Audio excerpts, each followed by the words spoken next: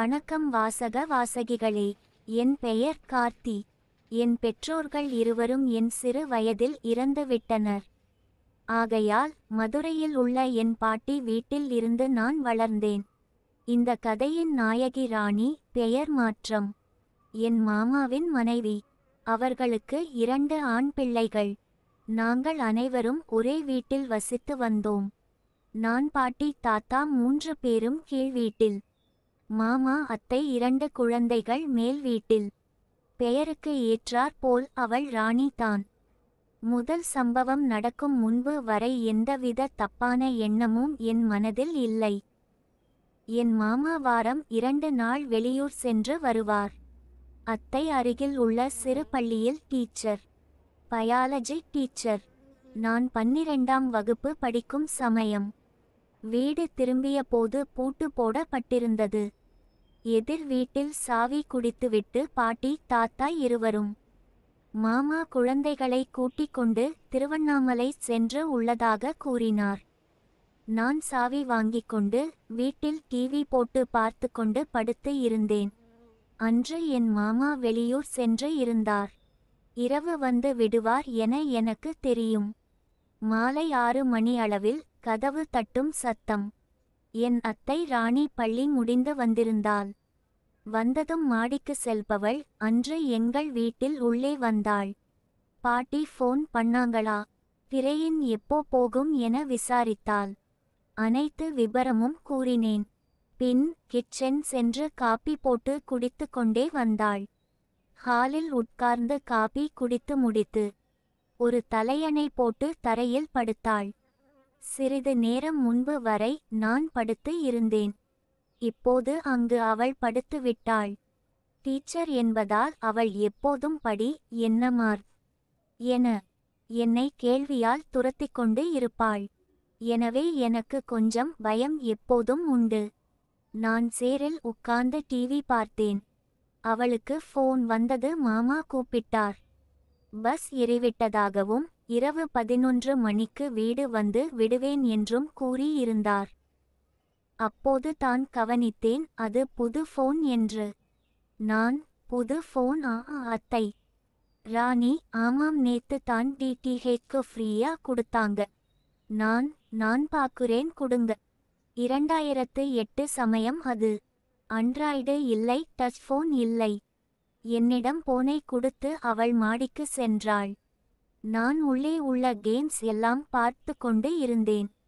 அவள் மேலே அவள் வீட்டிற்கு சென்று நைட்டி மாற்றி வந்தாள். மீண்டும் அதே இடத்தில் படுத்தாள். ராணி, என்ன பாக்குற? நான், இதுல இருக்க கேம்ஸ் பாக்குறேன், வேற ஒன்னும் இல்ல. ராணி, இங்க வா, காட்டு. நான் அவள் தலையணை பக்கம் சென்றேன். அவள் நேராக படுத்து டிவி பார்ப்பது போல. நான் குப்புற படுத்து கேம்ஸ் ஆடிக்கொண்டு அவள் அருகில் படுத்தேன்.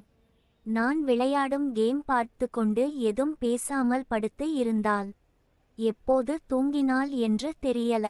நல்ல ஆழ்ந்த உறக்கம் போல் இருந்தது. அப்போது தான் கவனித்தேன். அவள் ஒரு பக்கமாக படுத்து இருந்தாள். என் இளம் பருவம், இரத்தம் உடல் முழுதும் வேகமாக ஓடியதை உணர்ந்தேன். அப்போது மணி 8:30 தான். வெளியில் உள்ள இரும்பு கதவு மட்டுமே பூட்டு போட்டு இருந்தேன். அதை தாண்டி 5 அடி தள்ளி 6 படிகள் ஏறி வந்தால் தான் எங்கள் வீடு. எங்கள் வீட்டில் கதவு பூட்டவில்லை. வெளியில் இருந்து பார்த்தால் உள்ளே என்ன செய்கிறோம் என தெரியாது. மெல்ல தைரியம் வர எந்த அசைவும் இல்லை. நன்றாக தூங்கிக் கொண்டிருந்தாள். எழுந்து போய் தண்ணீர் குடித்து வந்தேன். பயம் வந்தது. கையை எடுத்தேன். 2 நிமிடத்தில் அவளுக்கு ஃபோன் வர எழுந்து கொண்டாள். பேசி முடித்தால் பின்பு இருவரும் தோசை சுட்டு சாப்பிட்டோம். எதும் வித்தியாசம் இல்லாமல் தான் இருந்தாள். ஒரு வாரம் கழிந்தது. மாமா ஊருக்கு போன நாள் அது. பாட்டி, நான், ராணியின் குழந்தைகள் கீழ் வீட்டில் இருந்தோம். ராணி வேலை முடித்து வந்ததும் மாடிக்கு சென்றாள். எனக்கு ஒரு யோசனை வந்தது. எனக்கு ரெகார்ட் நோட்டில் படம் வரைய வேண்டும் என்று சொல்லிவிட்டு மாடிக்கு செல்லலாம் என்று. பாட்டியிடம் சொல்லிவிட்டு மாடிக்கு சென்றேன். நான் அத்தை அத்தை என்று கூப்பிட்டேன். அன்று போலவே படுத்து இருந்தாள். ஆனால் மாடியில் கிரில் கதவு பூட்டி இருந்தது. திறந்தாள், எழுந்து விடுவாள். எனவே அவளை எழுப்பினேன். ராணி, சொல்லுட்டா உள்ள வா. நான், எனக்கு பயாலஜி ரெக்கார்ட் நோட்டில் படம் வரைய வேண்டும். வரைந்து குடுங்க என்றேன். ராணி, சரி வா. உள்ளே நுழைந்து நோட்டை கொடுத்தேன். ராணி, டேய் ஒரு காப்பி போட்டு கொண்டு வரியா? பால் இல்லை இங்க. நான் கீழே சென்று ஸ்ட்ராங் காப்பி போட்டு கொண்டு வந்து கொடுத்தேன். கட்டிலில் அவள் அருகில் அமர்ந்தேன். நோட்டை பார்த்தால் ஆச்சரியம். அந்த 10 நிமிட நேரத்தில் அவள் நான் கேட்ட படத்தை வரைந்து வைத்து விட்டாள். எனக்கோ உள்ளே சோகம். ராணியுடன் நேரம் கழிக்க முடியாமல் போய்விட்டதே என்று. நான் நோட்டை பார்த்து கொண்டு இருக்கும்போது அவள் என் கைகளை பார்த்து, ராணி, என்னடா இவளோ ரஃபா இருக்கு உன் கை? நான், தெரியல அத்தை, எப்படி ஆச்சுன்னு. ராணி, இங்க பாரு என் கைய. புதிய உரையாடல்கள் இதெல்லாம் நானும் தொடர்ந்தேன். ஒரு கிரீமை எடுத்து என்கிட்ட குடுத்துட்டு இத போடு. சாஃப்ட் ஆகும் என கூறிக்கொண்டே காபியுடன் மாடிக்கு சென்றாள். நானும் சென்றேன். அவள் சேலையில் இருந்தாள். பால்கனியில் இரு கைகளையும் வைத்துக்கொண்டு காற்று வாங்கினாள். நானும் அவள் அருகில் நின்றேன். கீழே கதவு திறக்கும் சத்தம் கேட்டது. நான் கொஞ்சம் தள்ளி உள்ளே நின்றேன். நான் இருப்பது பாட்டிக்கு தெரியவில்லை. நான் பக்கத்து தெரு வீட்டில் இருக்கும் சொந்தக்கார பாட்டி வீட்டுக்கு பிள்ளைகளை கூட்டிட்டு போயிட்டு வரேன் ராணி என கூறிவிட்டு பாட்டி வெளியே சென்றாள்.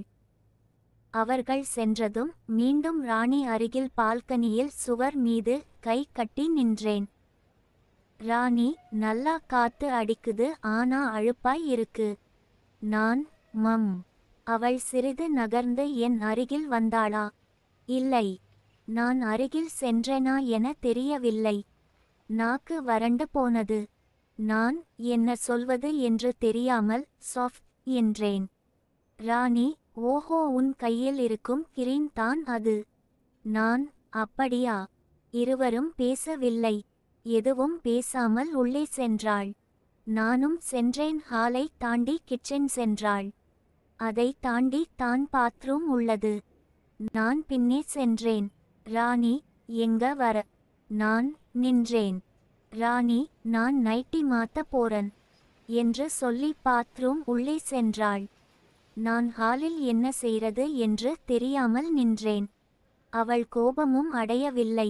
அடுத்து என்ன நடக்கும், என்ன சொல்றது என யோசித்து கொண்டே நின்றேன்.